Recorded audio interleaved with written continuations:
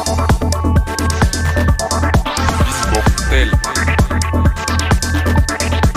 Mortel.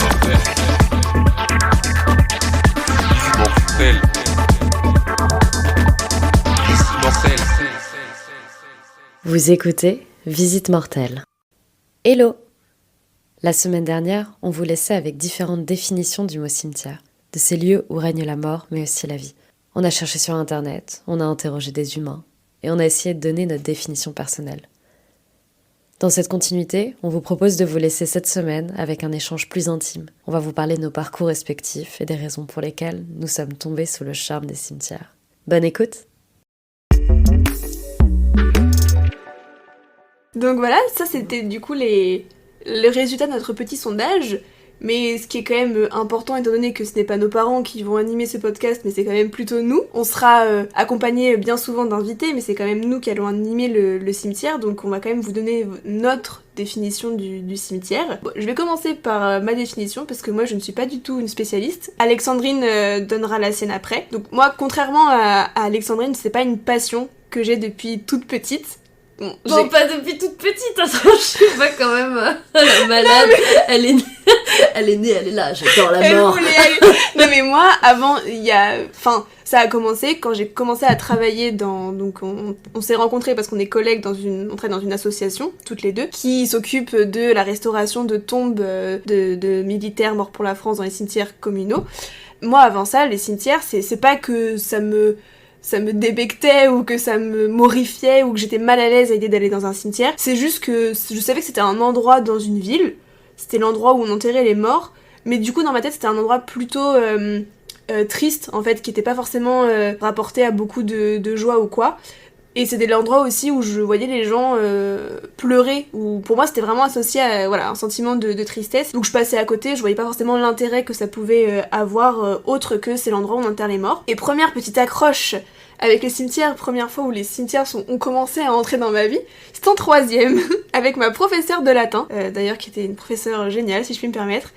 Et en fait elle nous avait organisé, donc c'était la fin de l'année, elle nous avait organisé une sortie au cimetière du Père-Lachaise, parce qu'il y a plein de personnalités importante, il y a plein d'auteurs, il y a plein de dramaturges, il y a plein de... Bon bref, il y a plein de personnes importantes. Bien. Trop de chance. Et oui. Et nous, sur le coup, on était là, on se rendait pas forcément compte de ça, on disait juste, vas-y, c'est drôle d'aller au cimetière avec la prof de latin au mois de juin. Je me rappelle avec mes potes, on a fait des crêpes pour les ramener au professeur, on a mangé des crêpes sur le quai du RER, et on était là, wouh, on va au cimetière du Père-Lachaise, on sait pas ce qu'on va y faire, mais c'est très drôle. Évidemment, ça c'est la vie de tous les banlieusards de la région parisienne. Avec les problèmes de transport, on arrivait un peu plus en retard que prévu. Et donc on a vu différentes tombes. Je me rappelle qu'on avait vu la tombe d'Oscar Wilde. Ça m'avait marqué parce qu'il y avait plein de bisous au rouge à lèvres sur la tombe. Donc ça m'avait marqué. Et vraiment le highlight de cette sortie, c'était qu'on était en fait le cimetière fermait. Et la prof nous faisait courir dans toutes les allées du cimetière pour nous montrer tout ce qu'elle avait prévu de nous montrer. Et on se faisait, pas pour chasser, mais en tout cas il y avait le gardien du cimetière, un des gardiens du cimetière, qui faisait son travail, en l'occurrence, qui voulait nous faire sortir du cimetière parce que c'était l'heure et qu'il a une vie de famille et qu'il ne passe pas toute sa vie dans le cimetière. Et donc en fait, moi j'en garde du coup de souvenirs du Père-Lachaise, d'un moment où on était un peu des hors-la-loi, on était un peu des fous, et on était là, on courait dans le cimetière et c'était un moment où j'en garde un souvenir excellent et un souvenir rempli de joie. Donc déjà, j'avais pas forcément... vraiment bien... J'avais quand même... C'était au fond de moi, j'avais intégré ce petit truc-là, mais j'en avais rien fait. Et ensuite, après, j'ai lu le livre de Valérie Perrin, Changer l'eau des fleurs, un livre excellent. Je rêverais que Madame Valérie Perrin écoute ce podcast. Je vous aime. Voilà. Je manifeste. On part directement en déclaration. Mais du coup, ça raconte l'histoire, entre autres, parce que c'est pas que ça, mais la vie d'une garde cimetière. Et en fait, ça donne l'image du cimetière beaucoup plus poétique que l'image qu'on peut en avoir, parce que voilà, elle explique tout ce qu'elle fait, elle explique même les enterrements, elle explique l'accueil des familles, elle explique la vie du cimetière, et en fait, c'est quelque chose de beaucoup plus paisible. Ça donne vraiment, c'est ça, c'est le mot, c'est paisible et poétique en fait. Et la relation qu'elle noue aussi avec tous ces défunts, dont elle s'occupe, avec les familles, tout le rapport au deuil aussi, enfin c'est trop bien. C'est génial, vraiment, si vous voulez essayer de vous familiariser un peu plus avec les cimetières, en passant par un chemin détourné, mais d'une manière un peu plus douce, vraiment, je vous conseille, mais je pense que je peux dire on vous conseille ce livre qui est vraiment très chouette. Donc déjà là, j'avais commencé à voir le cimetière d'une autre façon. Et évidemment, du coup, l'apothéose, c'est forcément c'est mon travail qui m'a amené du coup à me balader dans les cimetières, à aller dans les cimetières, à les apprivoiser. Pardon, mais à me balader. Et donc mon travail m'a amené à énormément fréquenter les cimetières, les découvrir, les apprivoiser et surtout les aimer. Et donc maintenant, on peut appeler ça de la déformation professionnelle ou alors vraiment de la passion ultime, mais je ne peux pas aller quelque part sans aller dans le cimetière. Vraiment, l'année dernière, je suis allée à Los Angeles avec une pote. Le premier truc où je l'ai emmenée, c'était quand même le cimetière de Los Angeles. On se dit Los Angeles, Hollywood, Malibu, les plages et machin. Non, le cimetière est excellent. Il y a même une tombe en forme de canapé avec des teckels dessus. C'est ma vie. Oh là là là là là. Enfin vraiment, Oh my God. excusez-moi, mais ça si c'est pas beau, je ne sais pas ce que c'est. Et j'ai même créé un cimetière sur Animal Crossing, donc voilà. Mais là, je vous en dis un peu trop, je crois. Je pense qu'on devient un peu trop intime, alors que ce n'est que le premier épisode. Ouais, c'est ça. Donc voilà, donc maintenant moi je vois vraiment le cimetière. En fait, c'est un endroit plein de vie. C'est pas un endroit où sont enterrés c'est un endroit où sont enterrés des gens morts, mais au-delà de ça, c'est un endroit où sont enterrés des gens qui ont vécu, et du coup qui ont eu une vie, qui ont accompli des choses, et ça on peut le voir déjà à travers leur tombe, à travers le monument funéraire, à travers les épitaphes, à travers plein de choses. On peut redécouvrir en fait des destins de personnes juste en se baladant dans le cimetière parce qu'il y a un nom avec marqué par exemple poétesse ou peintre ou machin, et on se dit ah mais je ne connais pas cette personne, et puis on fait des recherches et puis on découvre que c'est quelqu'un de trop cool. Et ce sont aussi des lieux où il y a plein de vie en fait. Au-delà de juste ça, il y a des chats, il y a des renards, il y a des insectes, il y a des plantes, il y a des fleurs, il y a des arbres. Et quand on est dans une grande ville comme Paris par exemple, les cimetières c'est vraiment une parenthèse. C'est une parenthèse, c'est une petite bulle où on peut se balader et juste on n'entend même pas le bruit. C'est ça qui est chouette aussi, je trouve que c'est vraiment, t'as l'impression, voilà, tu rentres dans une bulle, enfin je l'ai déjà dit, mais c'est ça quoi. Et donc c'est des lieux où on ressent pas que de la tristesse, on ressent aussi beaucoup d'apaisement. Et je sais qu'il y a quelqu'un qui m'avait posé la question, qui m'avait dit mais tu dis ça parce que t'as pas été à un enterrement dans un cimetière. Et si, j'ai déjà fait plusieurs enterrements dans un cimetière, mais ça ne change pas du tout l'image que j'ai de ce lieu. Et limite ça me permet d'appréhender les enterrements du coup d'une manière plus sereine. Du coup voilà, c'est ça ma définition du cimetière, un lieu plein de vie. J'adore le fait que tu dises que c'est avant tout un lieu où on trouve des personnes qui ont vécu. Je trouve ça trop beau. Non, Merci. c'est trop bien. Non, vraiment, c'est hyper beau. Moi, j'ai une définition peut-être qui est un peu plus universitaire, je dirais. Non, pas universitaire, mais une définition qui est plus descriptive, moins poétique pour le moment en tout cas, mais pour moi déjà un cimetière, ou comment je définirais les cimetières aujourd'hui en France, tu vois. Puis comment t'as aimé, enfin depuis quand tu t'intéresses au cimetière ? Est-ce que t'as un truc qui a déclenché Non, moi, pour moi, le premier rapport vraiment concret à un cimetière, ça a été le décès de mes grands-parents, donc successifs, etc., différents enterrements, etc. Mais sinon, c'est vrai que quand j'étais au lycée, j'ai pas eu de sortie scolaire, moi, au cimetière ou quoi. J'ai eu plutôt envie, avec des copines notamment, d'aller par exemple au Père-Lachaise, parce qu'on habitait en banlieue aussi, et donc c'était un peu la sortie, et c'était... je sais pas, ça nous attirait vraiment beaucoup, donc, et peut-être moi plus que mes copines. Voilà. Et moi j'ai un peu cette image-là, je suis vraiment hyper fan de tout le travail de Tim Burton, fan numéro 1, mais vraiment, L'étrange Noël de Monsieur voilà, Jack. et j'ai grandi avec ce film, L'étrange Noël de Monsieur Jack, et en fait la scène la plus importante, elle se passe dans un cimetière. Et ça m'a toujours fascinée, mais complètement fascinée. Et je pense que j'ai un peu cette image-là. J'ai un autre rapport qui est hyper étrange à la mort, c'est que je suis absolument terrorisée et phobique des poupées de cire, donc le musée Grévin. Et de fait, par extension, je suis complètement terrorisée par les êtres inanimés. Parce que les cadavres, comme aujourd'hui, les défunts, les personnes défuntes, comme on les voit et imagine, et enfin... ouais, comme on les voit aujourd'hui, à chaque fois, c'est quand même des corps qui sont maquillés, très aseptisés, etc. Souvent, on dit qu'on reconnaît pas la personne, etc. Ça me terrorise complètement. Donc j'ai jamais vu de cadavre, jamais vu de corps mort de ma vie. Et donc je pense qu'il y a aussi ce truc de attraction-répulsion, tu vois. Et il y a un truc où genre ça me fascine.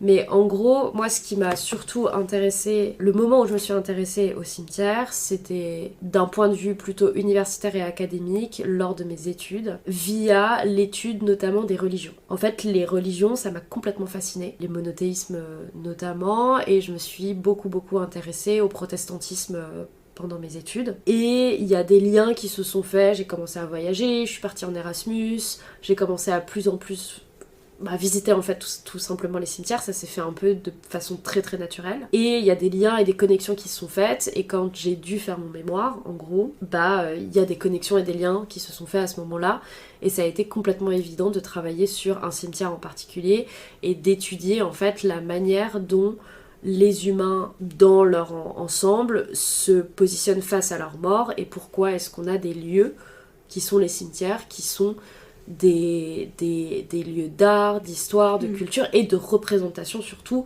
On revient à la même chose, des lieux de représentation après la mort, des représentations sociales en fait. On peut faire des études mais sociologiques et anthropologiques de fou, de malade dans les cimetières, enfin c'est vraiment hyper intéressant. Parce que c'est la dernière chose aussi qui reste de nous en fait concrètement, et moi ça me fascine complètement, vraiment. Et en plus je trouve que, comme tu disais, il y a ce contexte dans la ville où c'est hyper agréable, en tout cas dans les grandes villes, parce que le cimetière communal à la sortie du village qui est complètement minéralisé avec du gravier partout, à l'aide, au secours, mais voilà, c'est pas vraiment les mêmes ambiances, mais en tout cas, l'image qu'on se fait aujourd'hui et ce qui est le plus répandu dans les grandes villes, c'est des cimetières qui sont intra-urbains en fait, enfin, ils sont complètement encadrés et...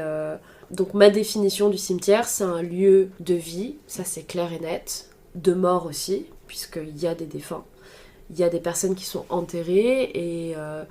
ou bien crématisés, mais c'est avant tout des lieux de culture et aussi juste de deuil et de repos. Et on peut aussi très bien s'y promener, on peut y lire, on peut avoir un date, on peut y aller en famille, on peut aller déposer des fleurs, en fait on peut faire plein de choses tant qu'on a un certain respect pour le lieu. Moi après ça c'est hyper personnel, mais moi j'estime que il faut être respectueux et respectueuse de ce type de lieu, parce que ça peut toucher d'autres personnes et ça peut choquer, et ça peut... Voilà. Donc il y a toujours une certaine éthique et un certain respect à avoir quand on s'y rend. C'est pas plus mal comme ça d'avoir des lieux où tu te dis tu peux amener de la vie mais tout en respectant encore plus les autres et respecter les considérations et les sentiments des autres, parce que bon c'est pas toujours le cas, et donc c'est bien de se dire qu'on a des petits lieux aussi qui sont faits pour ça quoi. Et encore c'est un peu aussi alors là je pars encore plus loin, mais c'est des lieux où t'as du vandalisme de fou, toutes les profanations de sépultures, de monuments funéraires, par exemple des actes antisémites, souvent c'est dans les cimetières, c'est très fréquent, si on regarde un peu la presse, les médias, etc., c'est souvent là que ça apparaît aussi. Mais du coup, si on devait revenir sur notre définition des cimetières, c'est que il y a cette image, on va dire, un peu globale et commune du cimetière comme lieu de tristesse, lieu de mort, lieu aussi d'attraction un peu morbide de la part de certaines personnes, tu vois, c'est un lieu qui repousse et en même temps qui fascine. Il y a plein de entre guillemets de mythes autour de l'image même du cimetière, de ce que ça représente. Il y a qu'à voir le nombre de personnes qui s'introduisent dans des cimetières le 31 octobre. Donc voilà, ça veut bien dire ce que ça veut dire. Mais nous, on a envie de rajouter un petit twist dans les définitions des cimetières, de rajouter un peu de vie, de rajouter la notion d'art aussi, parce que c'est du patrimoine en fait finalement. C'est des traces. Voilà, c'est des traces de personnes, ce que tu disais, et j'aime bien aussi cette formulation-là, c'est la dernière chose que les personnes peuvent laisser avant de mourir. Et du coup, il y a plein de choses qui peuvent être étudiées à travers les monuments funéraires, ça te donne des choses sur l'époque de construction du monument, l'époque d'inhumation, ça donne des informations sur tellement de choses de la vie en général que voilà, nous, on est là pour ça, pour remettre de la vie dans vos cimetières. Et de toute manière, on reviendra dans d'autres épisodes sur les rites funéraires, sur les tombes. Mais c'était quand même essentiel de commencer par le commencement, c'est-à-dire le cimetière, la ville qui regroupe vos petites maisons de nos petits morts. Je pense que ça nous intéresse de savoir aussi quelle est votre définition des cimetières, du cimetière. Donc n'hésitez pas à nous la partager. Voilà, les présentations sont désormais faites. On se retrouve dès la semaine prochaine pour un épisode avec un premier invité. D'ici là, n'hésitez pas à nous partager votre définition du cimetière et à nous dire si vous aussi, vous êtes des taphophiles aguerris ou si ça vous a donné envie d'en savoir un peu plus. Vous venez d'écouter Visite Mortelle, un podcast produit de manière indépendante par Raphaël Jaillet et Alexandrine Espinas. Si cet épisode vous a plu, n'hésitez pas à nous laisser 5 étoiles et à vous abonner. Retrouvez-nous sur les réseaux sociaux, @Visite Mortelle au féminin pluriel. À bientôt pour un prochain épisode. Mortel, mortel, mortel, mortel, mortel.